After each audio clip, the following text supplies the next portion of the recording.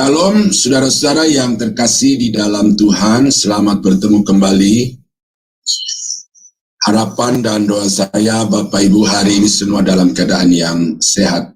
Dan kita harus selalu mengucap syukur oleh karena kasih Tuhan selalu melimpah dalam hidup kita, mencukupkan semua yang kita perlukan baik secara jasmani, secara jiwa, dan juga secara rohani.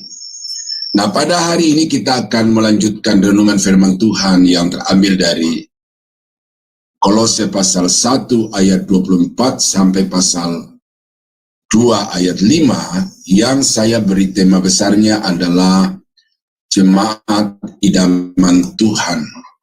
Nah, sebelum kita masuk di dalam pembahasan ayat-ayat ini, mari kita tunduk kepala, kita berdoa. Bapa yang di surga, Bapa yang kami panggil di dalam nama Tuhan Yesus Kristus, kami berterima kasih untuk kasih anugerah-Mu yang selalu nyata dan melimpah dalam hidup kami, karena sampai hari ini Tuhan tetap melihara, menjaga, dan menguatkan kami untuk menghadapi segala aktivitas kehidupan kami. Hari ini kami akan kembali merenungkan firman Tuhan. Kami berdoa kiranya Roh Tuhan menguasai hati, pikiran, dan pendengaran kami, sehingga firman-Mu yang akan kami dengar, kami mengerti, dan kami dapat jadikan sebagai satu pedoman hidup, standar hidup, sebagai orang-orang yang percaya mengiring Tuhan, dan yang melayani Engkau. Kami berdoa, kami sambut firman-Mu dalam nama Yesus, haleluya. Amin. Nah, saudara-saudara, kita akan membaca kembali Kolose pasal 1 ayat 24 sampai dengan ayat yang ke-29.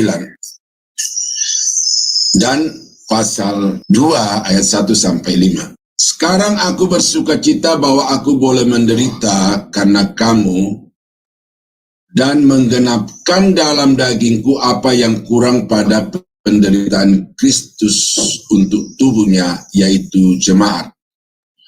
Aku telah menjadi pelayan jemaat itu sesuai dengan tugas yang dipercayakan Allah kepadaku untuk meneruskan firman-Nya dengan sepenuhnya kepada kamu, yaitu rahasia yang tersembunyi dari abad ke abad dan dari turunan ke turunan, tetapi yang sekarang dinyatakan kepada orang-orang kudus-Nya. Kepada mereka Allah mau memberitahukan betapa kaya dan mulianya rahasia itu di antara bangsa-bangsa lain, yaitu Kristus ada di tengah-tengah kamu, Kristus yang adalah pengharapan akan kemuliaan. Dialah yang kami beritakan apabila tiap-tiap orang kami nasihati dan tiap-tiap orang kami ajari dalam segala hikmat, untuk memimpin tiap-tiap orang kepada kesempurnaan dalam Kristus. Itulah yang kuusahakan dan kupergumulkan dengan segala tenaga, sesuai dengan kuasa-Nya yang bekerja dengan kuat di dalam aku. Karena aku mau supaya kamu tahu betapa beratnya perjuangan yang kulakukan untuk kamu dan untuk mereka yang di Laodikia dan untuk semuanya yang belum mengenal aku pribadi, supaya hati mereka terhibur dan mereka bersatu dalam kasih, sehingga mereka memperoleh segala kekayaan dan keyakinan pengertian dan mengenal rahasia Allah, yaitu Kristus, sebab di dalam Dialah tersembunyi segala harta hikmat dan pengetahuan. Hal ini kukatakan supaya jangan ada yang memperdayakan kamu dengan kata-kata yang indah. Sebab meskipun aku sendiri tidak ada di antara kamu, tetapi dalam roh aku bersama-sama dengan kamu, dan aku melihat dengan sukacita tertib hidupmu dan keteguhan imanmu dalam Kristus. Nah, saudara-saudara yang dikasih, demikianlah pembacaan dari nats yang kita pilih hari ini. Dan dari nats ini saya sudah menguraikan pada 2 sesi sebelumnya hal-hal apa yang Paulus sebagai seorang hamba Tuhan itu menasehatkan atau menyampaikan kepada jemaat-jemaat, khususnya jemaat di Kolose. Tetapi karena pembahasan kita itu bukan dari sudut pandang hamba Tuhan, tetapi dari sudut pandang jemaat, Maka apa yang Paulus lakukan dalam hidupnya sebagai pengikut Tuhan, sebagai orang-orang yang percaya, ini menjadi pola, menjadi patron bagi setiap orang-orang Kristen, orang-orang percaya di segala zaman dan di segala tempat untuk juga diterapkan, dicapai di dalam kehidupannya supaya dia dapat hidup sebagaimana yang diharapkan oleh Tuhan. Nah, apa yang selanjutnya Paulus harapkan dari jemaat di Laodikia, jemaat di Kolose, dan juga jemaat di tempat-tempat lain itu, selanjutnya adalah supaya jemaat itu bersatu di dalam kasih. Nah, ini penting. Satu warna kekristenan yang sejati adalah satu keluarga, satu komunitas, satu persekutuan yang diikat berdasar di atas kasih. Kasih yang dimaksudkan di sini adalah bukan hanya kasih filia, tetapi kasih agape, yaitu kita mengasihi orang bukan karena satu warna kulit, kita mengasihi orang bukan karena satu bangsa, kita mengasihi jemaat bukan karena satu sinode, tetapi kita mengasihi satu dengan yang lain oleh karena Kristus telah mengasihi kita, dan kasih itu harus kita refleksikan orang per orang dan dari satu komunitas kepada komunitas yang lain.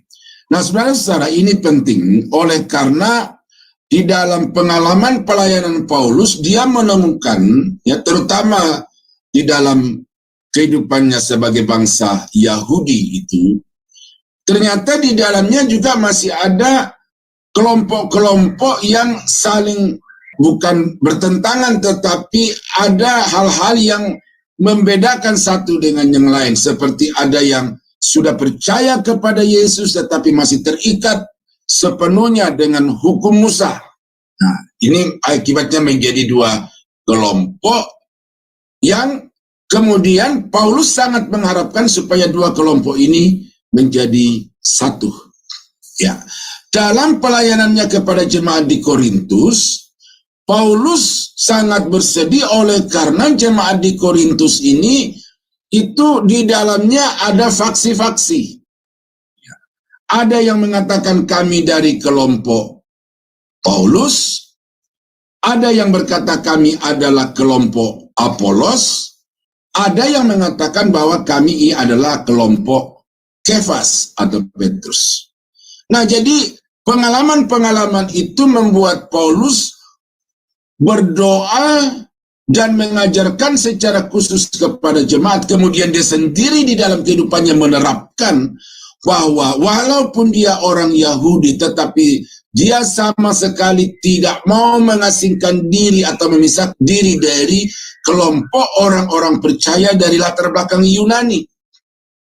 Bahkan kalau kita baca ajarannya di dalam kitab Efesus, dia mengatakan bahwa kematian Kristus di atas kayu salib itu adalah dalam kerangka merubuhkan tembok pemisah antara orang-orang Yahudi dan orang-orang Yunani. Jadi Paulus itu adalah seorang pelayan Tuhan yang konsen untuk mempersatukan jemaat Tuhan, dan sebagai jemaat dia memberikan satu contoh di dalam kehidupannya bahwa saya ini harus bersatu, harus menerima semua orang dari latar belakang dan status sosial apapun, selama orang itu benar-benar adalah yang percaya kepada Yesus sebagai Tuhan dan Juru Selamat. Ini kelanjutan atau pemikiran yang bersumber dari Tuhan Yesus secara langsung, yang kalau kita baca di dalam Yohanes pasal 17, 20-23 berkata, dan bukan untuk mereka ini saja aku berdoa, tetapi juga untuk orang-orang yang percaya kepadaku oleh pemberitaan mereka. Nah, di dalam ayat 20 ini ada dua kelompok. Kelompok yang pertama adalah mereka di sini maksudnya adalah murid-murid Yesus, ya, rasul-rasul Kristus. Lalu kelompok yang kedua adalah orang-orang yang percaya kepada Yesus oleh karena pelayanan dan pemberitaan Injil dari rasul-rasul itu. Kelompok kecil kelompok yang besar. Nah, apa yang menjadi penekanan doa Yesus di dalam bagian Alkitab ini, yaitu supaya mereka semua menjadi satu, sama seperti Engkau ya Bapa di dalam aku, dan aku di dalam Engkau, agar mereka juga di dalam kita, supaya dunia percaya bahwa Engkaulah yang telah mengutus aku. Nah, jadi ayat yang ke-21 ini memberikan kepada kita standar kesatuan itu. Standar kesatuannya adalah seperti kesatuan Bapa dengan anak. Kesatuan di dalam Allah Tritunggal, yang memang berlainan tetapi terikat menjadi satu kealahan. Tidak terpisahkan, tetapi sejalan, seirama, sepikir, setujuan. Nah, ini standar kesatuan yang harus kita capai, sehingga usaha-usaha untuk mengorganisir kelompok-kelompok Kristen itu dalam satu organisasi itu adalah satu upaya yang keliru, yang tidak seperti yang dikehendaki Tuhan.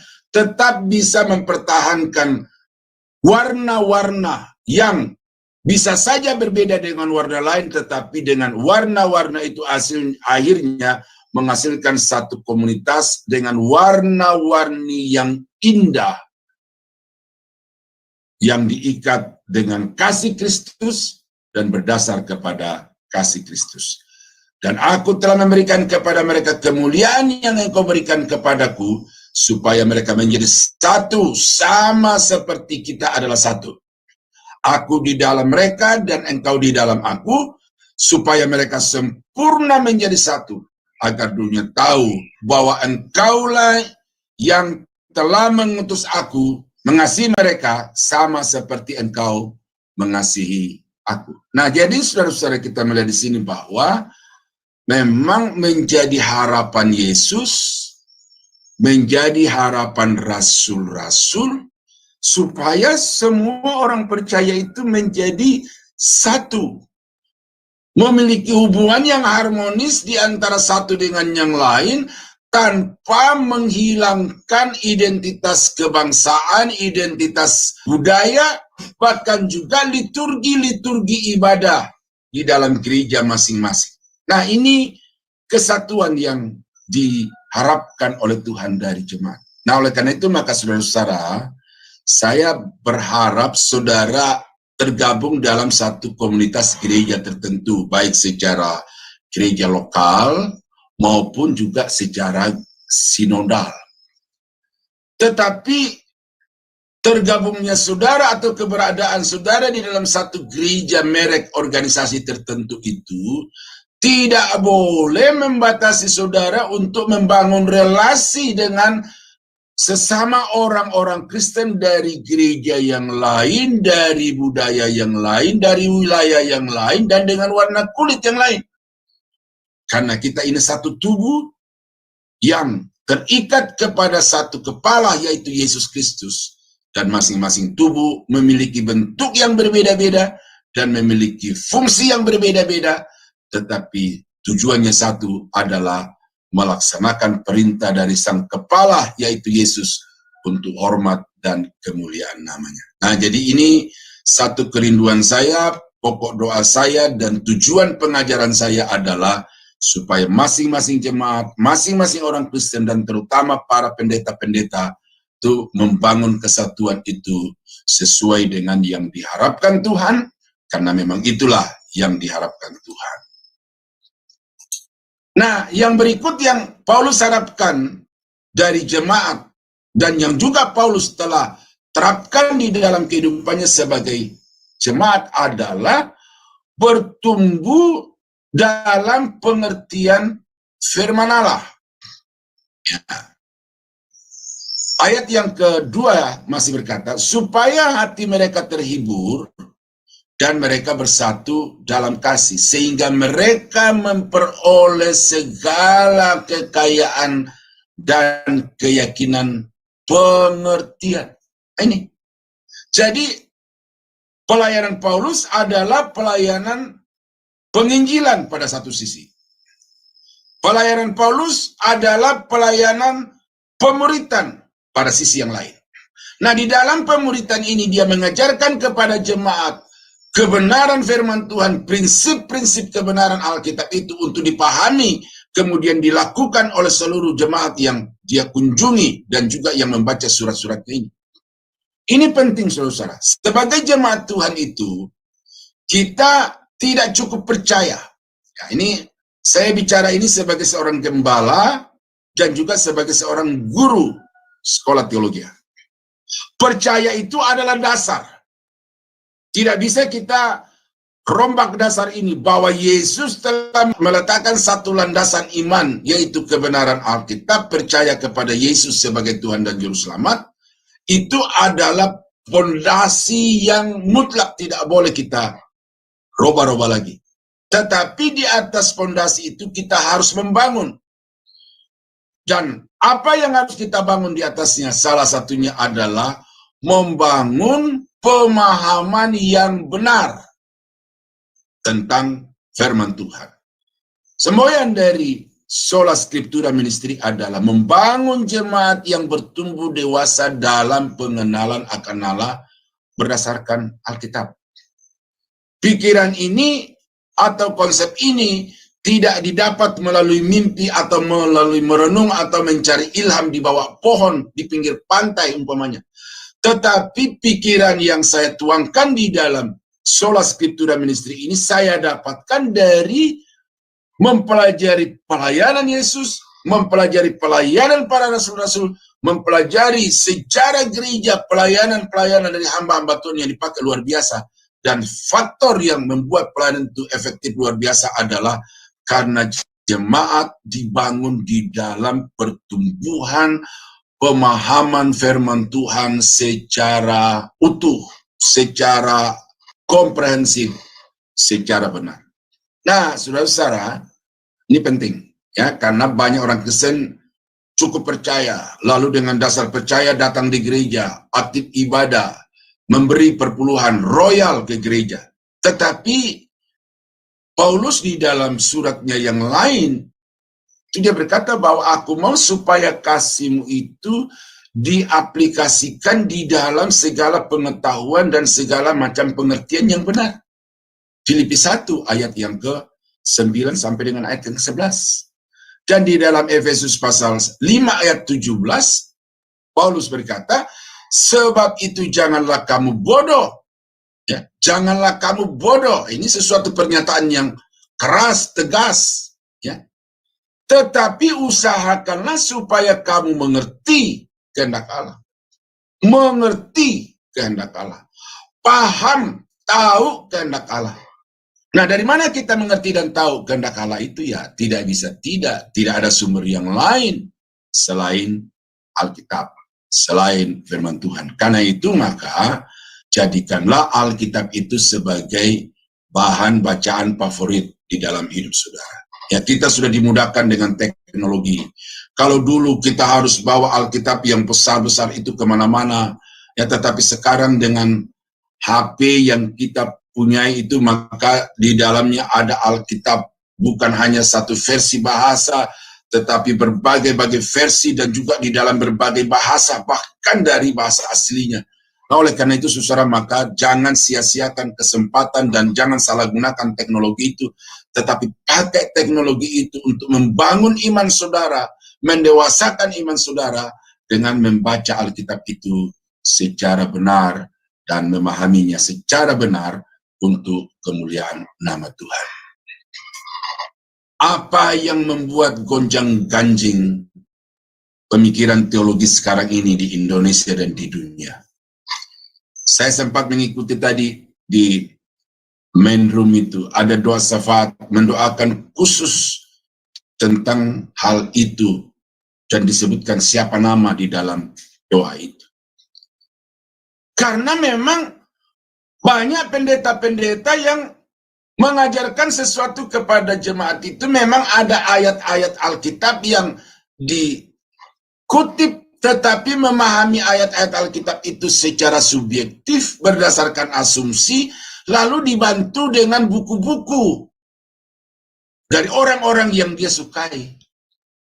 Tetapi mereka tidak punya kemampuan untuk membaca Alkitab itu secara benar, secara keseluruhan, dan oleh karena itu maka menimbulkan kekacauan pemikiran teologis di kalangan gereja, di kalangan hamba-hamba Tuhan. Nah, oleh sebab itu maka Tuhan mengharapkan saudara sebagai jemaatnya untuk bertumbuh di dalam pengetahuan yang benar.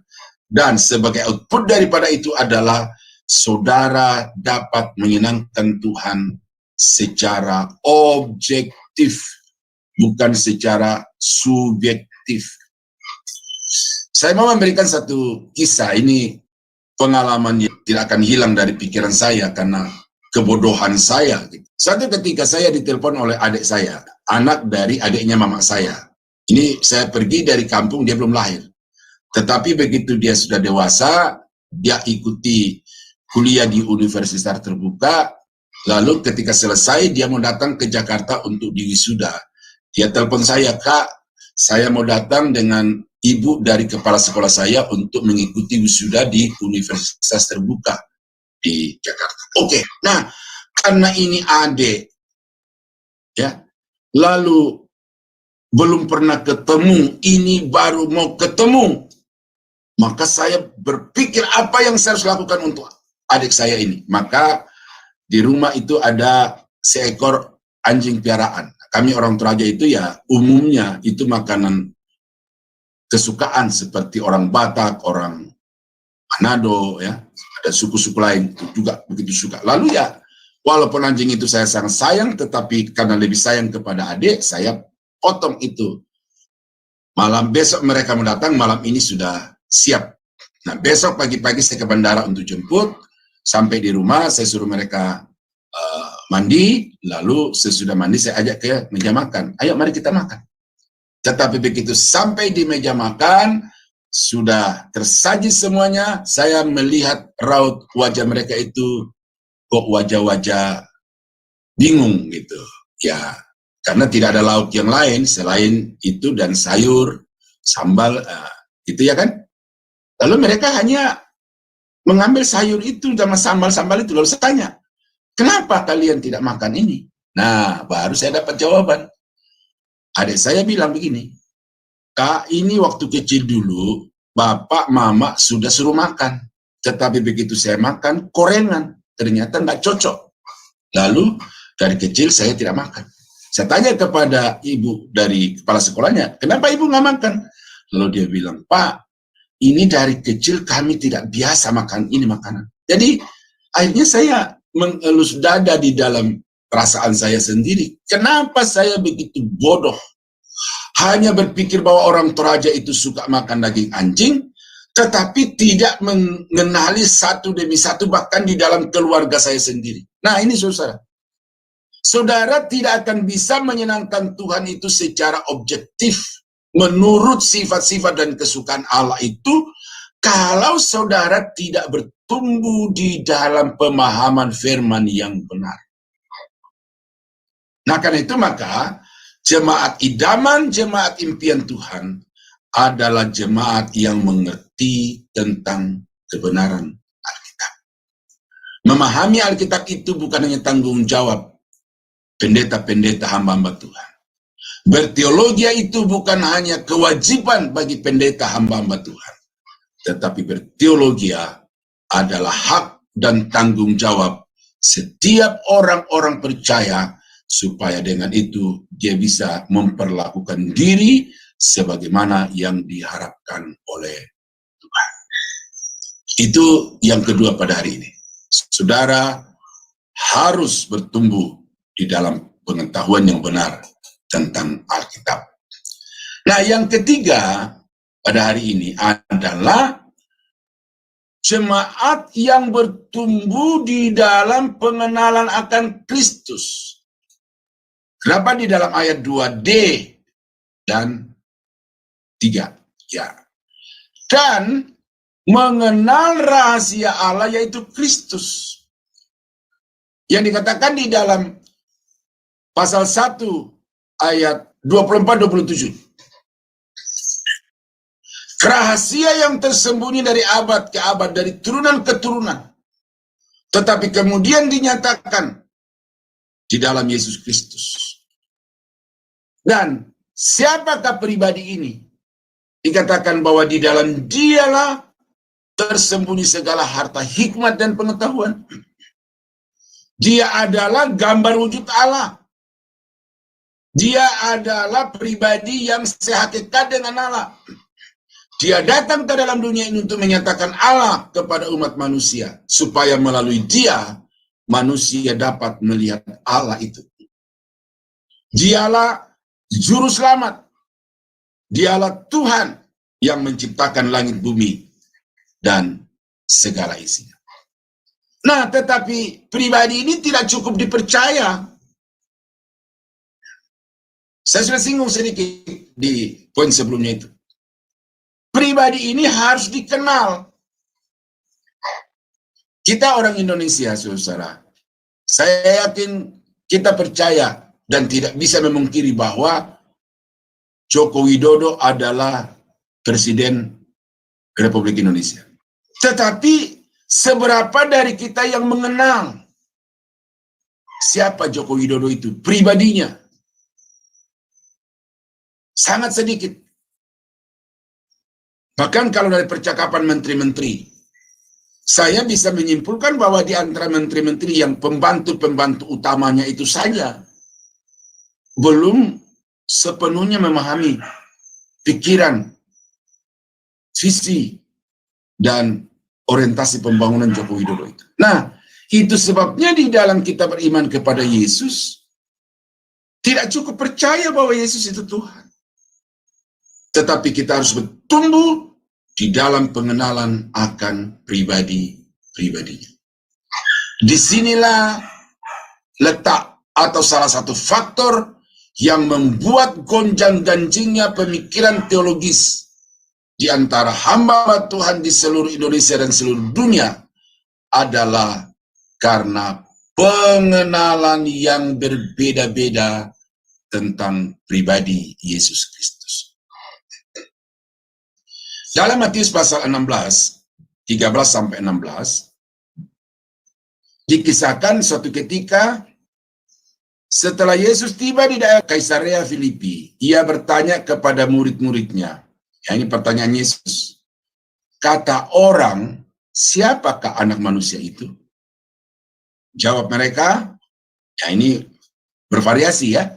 Ada yang mengatakan Yohanes Pembaptis, ada juga yang mengatakan Elia, dan ada pula yang mengatakan Yeremia atau salah seorang dari para nabi. Nah, itu jawaban yang masih bersifat umum atau masih mengutip pandangan-pandangan orang yang para murid itu dengar. Nah, lalu ayat yang ke-15 ini pertanyaan yang diajukan langsung kepada mereka satu demi satu. Lalu Yesus bertanya kepada mereka, tetapi apa katamu? Bukan pendapat orang, tetapi kata hatimu, pemahaman pikiranmu yang sejauh ini kamu lihat dan kenal pada diriku. Siapakah anak manusia itu? Lalu jawab Simon Petrus, engkau adalah Mesias, anak Allah yang hidup. Dan seterusnya, berbahagialah engkau hai Petrus, karena bukan manusia yang mengatakan itu kepadamu, tetapi Tuhan. Dan di atas batu karang ini akan kudirikan jemaatku. Alam maut tidak berkuasa dan tidak bisa menguasai gerejaku, jemaatku yang kubangun di atas batu karang itu. Batu karang itu apa? Bukan Petrusnya sebagai manusia, tetapi pengakuan iman Petrus bahwa Yesus adalah Mesias, anak Allah yang hidup. Saudara, ini penting. Ya. Pengenalan secara pribadi kepada Yesus akan membuat saudara memiliki tingkat iman yang lebih daripada jemaat yang lain. Pengenalan yang lebih dalam terhadap Yesus secara pribadi akan menimbulkan respek yang lebih pas dari saudara kepada Tuhan di dalam hidup saudara. Nah, oleh karena itu maka jemaat yang ideal, jemaat yang diharapkan Tuhan, jemaat impian Tuhan adalah jemaat yang bukan hanya percaya, tetapi jemaat yang mengenal Yesus secara pribadi. Di dalam Alkitab, Perjanjian Lama, Alkitab berkata, Tuhan berkata, umatku binasa karena tidak mengenal Allah. Ya, Hosea 4 ayat 6 dan 6 ayat 4. Lalu satu kata wasiat yang disampaikan oleh Daud kepada anaknya Salomo. Dari sekian banyak wasiat-wasiat itu, salah satunya adalah kenalah Allahmu, Allah ayahmu, kenalah Allah ayahmu, dan beribadahlah kepadanya dengan sepenuh hati. Jadi saudara-saudara kekasih dalam Tuhan, perintah Alkitab dari Perjanjian Lama, Perjanjian Baru itu sama. Bahwa setiap orang-orang yang percaya kepada Allah, percaya kepada Yesus, harus mengenal Allah secara pribadi dan juga harus mengenal Yesus itu secara pribadi. Dan kalau saudara memiliki pengenalan yang komprehensif berdasarkan data-data Alkitab tentang Yesus, maka saudara tidak akan bingung dengan apa yang terjadi di dunia maya sekarang ini. Dan sekarang sudah terjadi secara real juga di dunia nyata, oleh karena sudah ada kelompok-kelompok organisasi yang memberikan surat pernyataan sikap. Nah, banyak postingan-postingan di WA datang ke saya, Pak Daniel bagaimana ini? Kami bingung. Bisakah memberikan pencerahan? Nah, jadi orang-orang banyak yang mengalami kebingungan. Tidak ada presentase yang pas di sini, tapi yang pasti dalam diskusi-diskusi secara langsung dan juga melalui grup-grup WA, itu ada orang-orang yang memang bingung ini. Tetapi saya mau katakan kepada saudara, kalau saudara mengenal Yesus secara pribadi berdasarkan data fakta dari Alkitab, saudara tidak akan bingung dengan apa yang terjadi. Justru saudara akan bersyukur bahwa apa yang telah dinubuatkan dalam Alkitab itu sudah digenapi.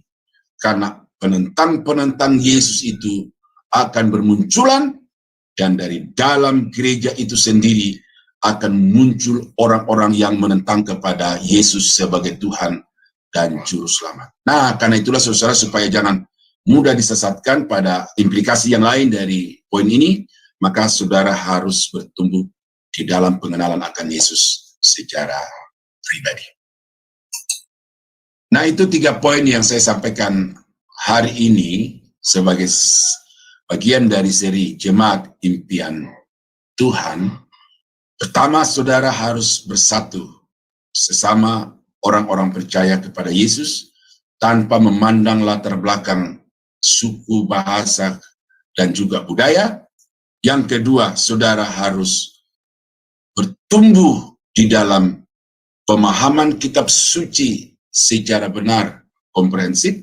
Dan yang ketiga, saudara harus bertumbuh di dalam pengenalan akan pribadi Yesus, juga secara pribadi dan lebih mendalam. Nah, kiranya renungan firman Tuhan ini dapat membuat saudara dan saya mencapai satu standar ilahi tentang jemaat yang diharapkan dan didambakan oleh Tuhan. Tuhan Yesus memberkati. Mari kita tunduk kepala, kita berdoa. Bapa di surga, terima kasih kami sudah merenungkan firman-Mu.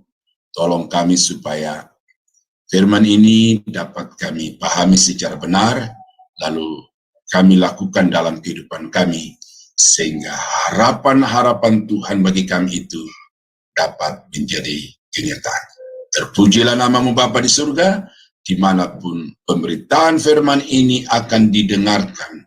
Kiranya firman ini membuat orang-orang itu sadar, kemudian berbalik kepada Tuhan dengan sepenuhnya. Di dalam nama Yesus, kami berdoa mengakhiri renungan ini. Haleluya. Amin.